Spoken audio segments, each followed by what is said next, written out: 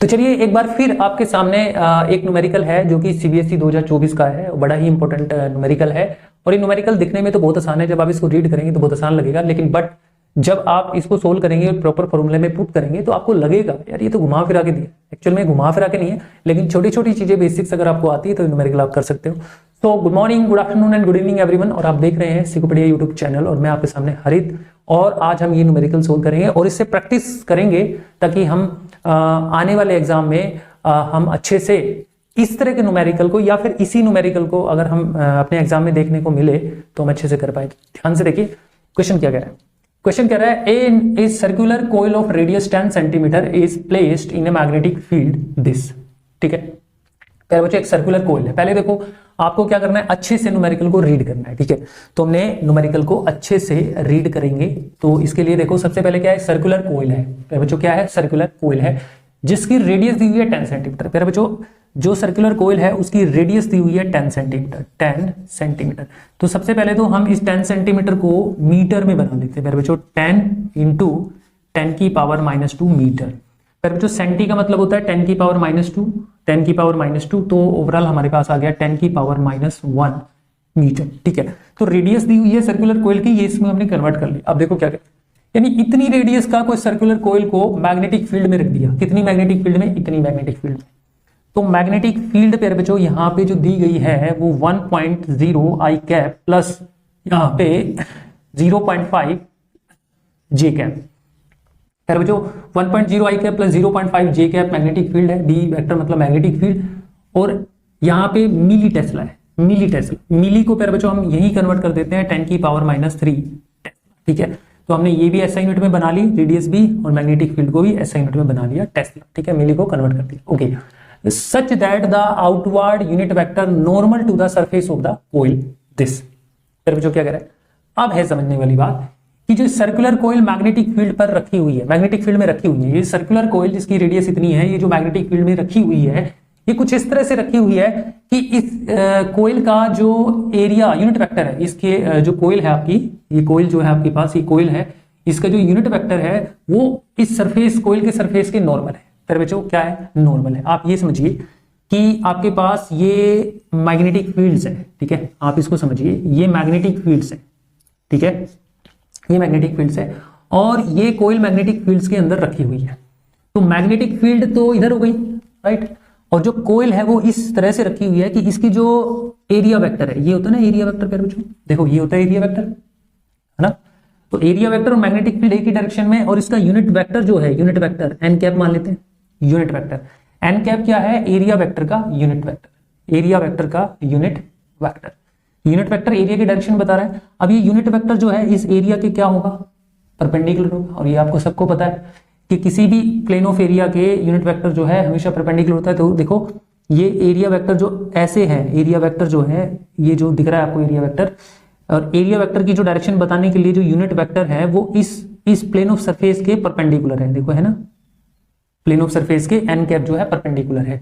तो फिर बच्चों अगर हम यहाँ देखें, अगर इसके हिसाब से हम चले तो एन कैप जो है और बी वेक्टर जो है वो एक ही डायरेक्शन में हुई, मतलब एरिया वेक्टर, ये बोल दो आप, चाहे एरिया वेक्टर और मैग्नेटिक फील्ड एक ही डायरेक्शन में। तो यहाँ पे फिर बच्चों एक अच्छी बात यह है कि एन कैप आपको दिया हुआ है। एन कैप क्या है देखिएगा, बस यही चीज ढूंढनी थी, न्यूमेरिकल आसान है, बस यही चीज ढूंढनी थी आपको।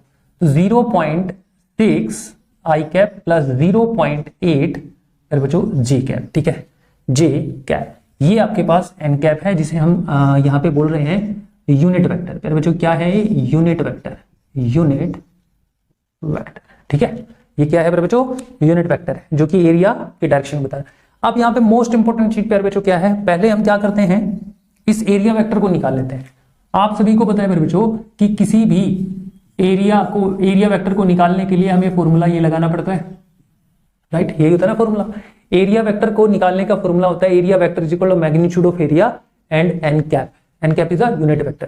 तो फिर बच्चों एरिया वेक्टर तो आ जाएगा, इसके लिए आपके पास एन कैप भी है लेकिन एरिया नहीं है। इस कोइल का, ये जो सर्कुलर कोइल है, इसका एरिया निकालने के लिए आपके पास एक यहाँ पे न्यूमेरिकल में 10 सेंटीमीटर जो है रेडियस दी हुई है। तो फिर बच्चों ऐसा करते हैं ना, इस एरिया को निकाल लेते हैं। कोइल का एरिया निकालने के लिए फॉर्मूला लगाएंगे पाई आर स्क्वायर। बच्चों ठीक है ना, पाई आर स्क्वायर काम करेगा, बिल्कुल करेगा। तो यहाँ पे आर दिया हुआ है आपके पास, ये आर जो है हम यहाँ पे रख देते हैं। तो पाई पेयर विच हो गया 3.14, ये वैल्यू लेते हैं पाई की, ठीक है 3.14, और आर है आपके पास 10 की पावर -1। देखिए रेडियस को मैंने ऐसा यूनिट में कन्वर्ट किया हुआ है मीटर में, 10 की पावर -1, तो 10 की पावर -1 का स्क्वायर। क्लियर है प्यारे बच्चों? तो आंसर क्या आ गया 3.14 इंटू 10 की पावर -2, ठीक है, ये आ गया मीटर स्क्वायर प्यारे बच्चों, मीटर स्क्वायर, ठीक है। ये हमारा एरिया का मैग्नीट्यूड आ गया, ठीक है। अब हम यहाँ पे रखेंगे तो एरिया वेक्टर प्यारे बच्चों क्या आ गया, एरिया वेक्टर आ गया, ए का मैग्नीट्यूड तो हमने निकाल लिया 3.14 इंटू 10 की पावर -2। अब एन कैप प्यारे बच्चों क्या है, एन कैप आपके पास देखिए, एन कैप हमने या गिवन है, क्वेश्चंस में गिवन है, तो 0.6 आई कैप प्लस 0.8 जी कैप, ठीक है प्यारे बच्चों, ये हमारे पास क्या है, एरिया वेक्टर आ गया।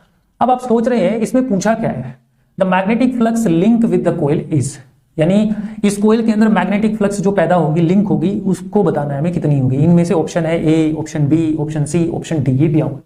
फिर बच्चों आपको सबको पता है जब किसी कोइल को या लूप को आप किसी मैग्नेटिक फील्ड के अंदर प्लेस करते हो, रखते हो, तो उस कोइल पर मैग्नेटिक फ्लक्स जो है जनरेट हो जाता है, तो ऑब्वियसली यहां पे भी इस कोइल को मैग्नेटिक फील्ड में रखा हुआ है, तो इस पे भी मैग्नेटिक फ्लक्स जो है जनरेट होगा, और कितना मैग्नेटिक फ्लक्स इस पे जनरेट होगा ये आपको पता ही है, फॉर्मूले के अकॉर्डिंग अगर चले हैं तो magnetic flux B phi B is equal to B vector dot A vector, यही फॉर्मूला काम करेगा प्यारे बच्चों, बिल्कुल करेगा। तो बी वेक्टर तो आपके पास है ही, ये रहा बी वेक्टर, और ए वेक्टर हमने निकाल लिया, फटाफट से पुट कर देंगे प्यारे बच्चों, तो phi B is equal to, तो बी वेक्टर प्यारे बच्चों क्या है, i 1.0 i cap plus 0.5 j cap, ठीक है प्यारे बच्चों, इंटू 10 की पावर -3, ठीक है। ये तो हो गया प्यारे बच्चों हमारे पास बी वेक्टर। आप डॉट लगाएंगे प्यारे बच्चों, डॉट, ठीक है, dot A vector, A vector हमारे पास प्यारे बच्चों देखो ये रहा है, तो 3.14 इंटू 10 की पावर -2, और यहां हो गया प्यारे बच्चों 0.6 आई कैप प्लस 0.8 जे कैप, ठीक है। हमने बी वेक्टर की जगह बी वेक्टर रखा, ए वेक्टर की जगह ए वेक्टर रखा। अब इसको थोड़ा इजी फॉर्म में, कॉम्पैक्ट फॉर्म में लिखे प्यारे बच्चों, तो इसको कैसे लिखा जाएगा, तो ध्यान से देखिए 1.0 i cap plus 0.5 j cap, यहां पे डॉट करेंगे 0.6 आई कैप प्लस 0.8 जे कैप, ठीक है, और यहां पे लिख देते हैं हम, देखो 10 की पावर -3, पहले तो लिखेंगे 3.14 इंटू 10 की पावर -5, ठीक है प्यारे बच्चों, ऐसा लिख सकते हैं ना। देखो हमने 10 की पावर -3 और 10 की पावर -2 को जब ऐड किया बेस सेम होने की वजह से, तो 10 की पावर -5 आ गया, और बाकी आपका ये था, और इनको हमने डॉट प्रोडक्ट में लिख दिया।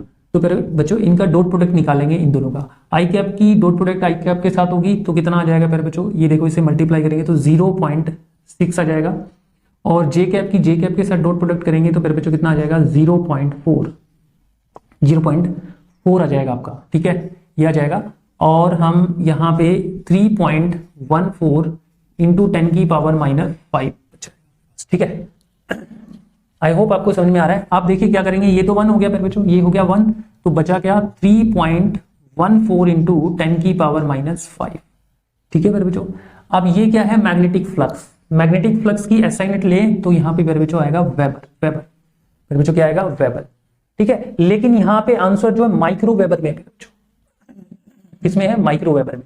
तो कुछ नहीं करना आपको, अगर इसको आप 10 की पावर -6 बनाते हो तो ये पॉइंट जो है शिफ्ट होके यहाँ जाएगा, ये हो जाएगा आपका 31.4 इंटू 10 की पावर -6 वेबर, और इसी चीज को मेरे बच्चों लिख सकते हैं 3.14 माइक्रो वेबर, मेरे बच्चों माइक्रो वेबर, क्योंकि 10 की पावर -6 बनाया, 10 की पावर -5 को जब 10 की पावर -6 बनाएंगे आप, तो आपको पता है करना क्या है, आपको करना ये है कि 10 की पावर जो ऊपर भी 10 से मल्टीप्लाई, नीचे भी 10 से मल्टीप्लाई कर दोगे आप, तो या ये भी कह सकते हैं कि ये जो पॉइंट है ये शिफ्ट यहां हो जाएगा, ठीक है। तो 3.14 माइक्रो वेबर आपका सही आंसर आएगा प्यारे बच्चों। अब ऑप्शन में देखते हैं हमारे पास, सॉरी यहाँ पे एक चीज हमने देखी 31.4, ठीक है, माइक्रो वेबर, ठीक है।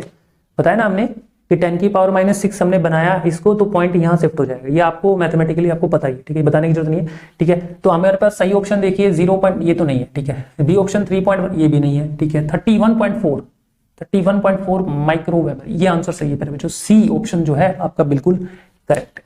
तो ऐसे करना था क्वेश्चन। अब आप देख लीजिए कितना आसान क्वेश्चन था, बट यहां पे इस चीज में बच्चे कंफ्यूज हो जाते हैं, तो इसको अच्छे से प्रैक्टिस करिए। Thank you.